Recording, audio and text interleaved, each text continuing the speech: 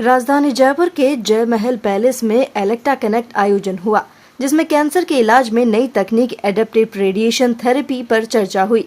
भारत में हर साल 14 लाख से ज्यादा नए कैंसर केस सामने आते हैं, लेकिन अत्याधुनिक रेडिएशन थेरेपी अभी तक समान रूप से नहीं पहुंच पाती।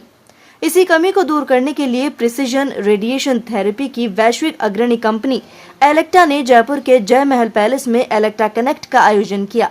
इस कार्यक्रम में एडेप्टिव रेडिएशन थेरेपी पर विशेषज्ञों ने व्याख्यान, पैनल चर्चा और लाइव डेमोन्स्ट्रेशन दिए।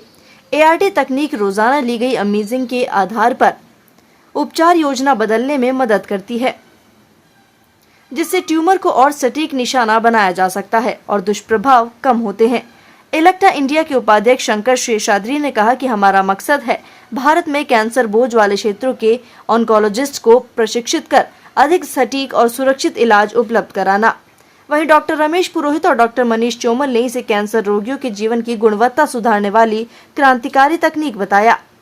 एआरटी अब सपना नहीं बल्कि भारत में कैंसर मरीजों के लिए मानक उपचार पद्धति बनने की ओर है।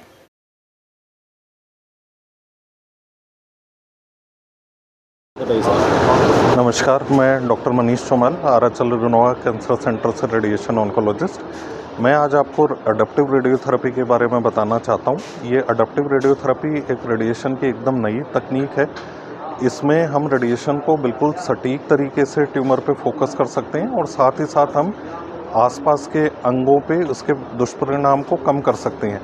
तो इससे जो ट्यूमर के कंट्रोल की रेट बढ़ती है और इसके टॉक्सिसिटी है वो कम हो जाती है। इसमें ट्यूमर में होने वाली जो भी चेंजिंग है कि ट्यूमर की साइज़ छोटी हो, शेप बदले, पेशेंट का वेट लॉस हो, शरीर के किसी हिस्से में सूजन आ जाए या घट जाए, उससे होने वाले जो परिवर्तन से रेडिएशन की एक्यूरेसी कम हो जाती थी, उसको इस तकनीक के द्वारा मिटाया जा सकता है। ये सारे चेंजेस के बावजूद अपन इंश्योर कर सकते हैं कि रेडिएशन बिल्कुल सटीक और सही जगह पे पहुँचे और आसपास के ऑर्गन्स को बिल्कुल भी डैमेज ना करें। तो अडैप्टिव रेडियोथेरेपी मुझे एक फ्यूचर की रेडिएशन टेक्निक्स का पार्ट लगता है, जो आगे जाके रेडिएशन थेरेपी के फेस को पूरी तरह से बदल सकता है। सर, ट्रीटमेंट में किस तरह के रिएक्शंस का कुछ खतरा रहता है, किस तरह से? तो किसी भी कैंसर के ट्रीटमेंट के फ़ायदे के साथ कुछ नुकसान है, कुछ किस्म के साइड इफ़ेक्ट उसके साथ हमेशा रहते हैं।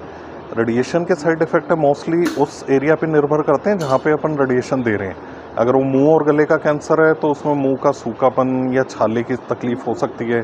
अगर अपन रेडिएशन है वो रेक्टम में, पेशाब की थैली, प्रोस्टेट में देते हैं तो वहाँ लेट्रिन पेशाब से संबंधित कुछ साइड इफ़ेक्ट हो सकते हैं, जैसे फ्रीक्वेंट बार बार पेशाब जाने की इच्छा होना, स्टूल जाने की इच्छा होना या थोड़ा जलन होना।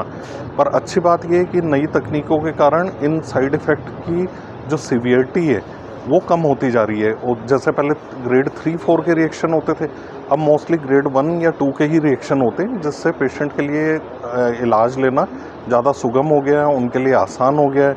उनके ट्रीटमेंट में इन साइड इफ़ेक्ट के कारण ब्रेक हमें नहीं देने पड़ते और हम कंटिन्यूटी में ट्रीटमेंट पूरा कर पाते हैं। मेरा नाम डॉक्टर मनीष चौमाल है, radiation oncologist, RHL Renova cancer centre, Rajasthan hospital, Jaipur से।